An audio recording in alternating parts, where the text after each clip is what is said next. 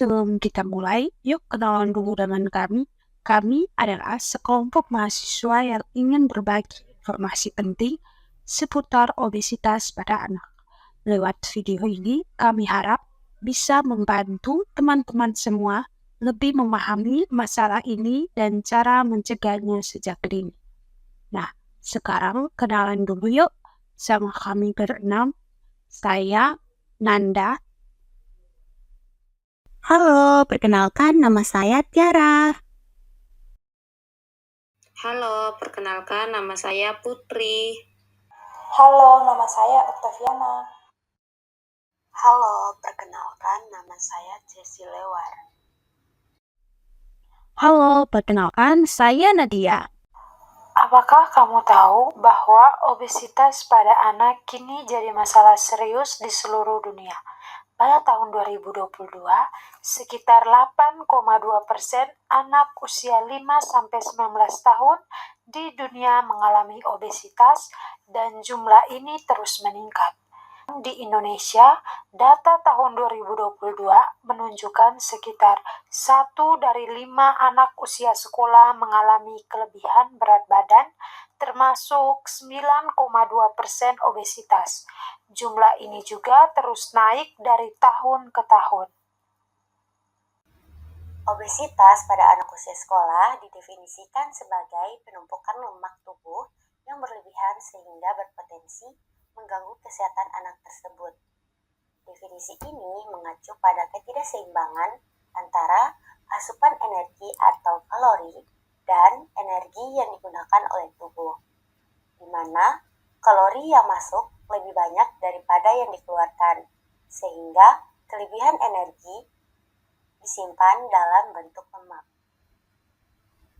Penentuan obesitas pada anak dilakukan dengan mengukur berat badan, tinggi badan, dan menghitung IMT atau indeks massa tubuh, yang kemudian diplot pada kurva pertumbuhan sesuai usia dan jenis kelamin.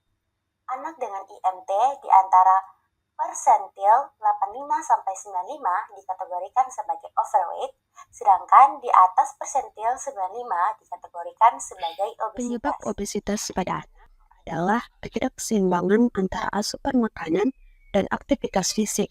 Konsumsi makanan berlemak yang berlebihan dan pola makan yang tidak seimbang menyebabkan kalori masuk lebih banyak ke dalam tubuh. Sementara kurangnya olahraga membuat kalori yang masuk tidak terbakar dengan cukup. Kondisi ini memicu penumpukan lemak dan peningkatan berat badan yang berlebihan.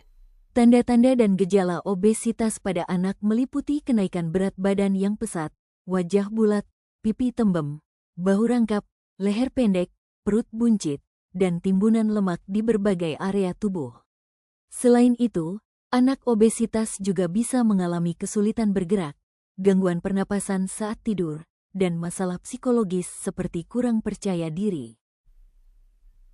Beberapa dampak diabetes pada anak usia sekolah. Yang pertama, anak yang mengalami obesitas akan mengalami gangguan pertumbuhan disertai dengan kelebihan lemak yang dapat terlihat jelas pada bentuk tubuh yang melebihi tinggi badan dan usianya. Dampak lain yang dialami anak-anak disebabkan obesitas yaitu komplikasi kesehatan seperti anak mengalami asma, gangguan tidur, sulit menggerakkan anggota badan, dan kurangnya memiliki kemampuan keseimbangan tubuh saat berlari, melompat, dan juga berdiri dengan satu kaki. Yang kedua, gangguan tumbuh kembang, di mana diabetes ini terutama jika tidak terkontrol dapat mempengaruhi pertumbuhan fisik dan pubertas anak. Anak bisa mengalami pertumbuhan yang lebih lambat dibanding anak normal. Lalu yang ketiga, aspek psikologis dan juga sosial. Anak penderita diabetes sering mengalami tekanan psikologis karena harus menjalani terapi jangka panjang, terutama diet ketat, pengawasan ketat terhadap kadar gula darah, serta penggunaan insulin, dan juga perlunya dukungan keluarga dan edukasi terus-menerus menjadi penting agar anak dapat menjalani hidup secara mandiri dan berkualitas. Lalu yang keempat, dampak pada pendidikan dan juga aktivitasnya sehari-hari. Ketika kadar gula tidak stabil, di mana terlalu tinggi ataupun terlalu rendah, anak bisa mengalami kelelahan, gangguan konsentrasi, ataupun dapat mempengaruhi prestasi akademik dan kehidupan sosial mereka. Penyebab obesitas. Dampak diabetes pada anak sangat mengkhawatirkan. Tapi kabar baiknya, diabetes pada anak dapat dicegah loh. Kuncinya ada di gaya hidup sehat. Yuk kita terapkan 3 pilar utamanya. Pilar pertama yaitu piring sehat setiap hari. Isilah piring buah hati dengan sayuran dan buah-buahan warna-warni. Kurangi yang manis-manis seperti minuman bersoda, permen, dan makanan cepat saji.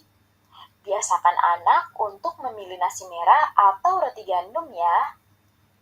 Pilar kedua yaitu gerak aktif anti mager. Ajak anak bergerak aktif minimal 60 menit setiap hari. Bisa lari-lari, bersepeda, berenang, atau main petak umpet di luar. Batasi waktu di depan gadget yang bikin anak mager ya. Pilar ketiga yaitu jaga berat badan ideal. Obesitas adalah teman dekat diabetes loh. Jadi, pantau terus berat badan anak agar tetap ideal. Dukung mereka dengan pola makan dan aktivitas fisik yang tepat.